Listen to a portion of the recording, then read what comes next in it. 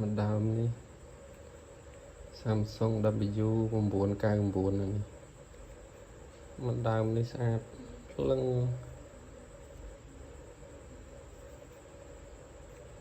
สะอาดหมดទាំងក្នុងទាំងក្រៅក្នុងស្អាតហ្មងអានេះដាក់ហ្គេមឲ្យមួយសេតលេងនៅលើថាច់ក៏បាននៅលើប៊ូតុងក៏បានហ្គេមទូមកកាត់ហើយនឹងហ្គេម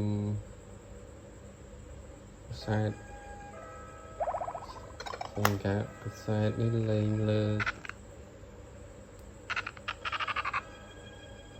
touch screen ក៏បានលេងលើប៊ូតុងក៏បានអានេះបញ្ហាវាអត់ស្គាល់ SIM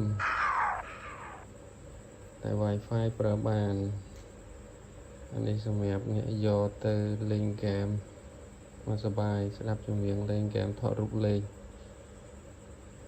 ស្អាតដែរអានេះបើដាក់ SIM បានអស់តោះហ្មងស្គាល់ SIM អស់តោះហ្មងរៀងវានៅក្រៅស្អាតហ្មង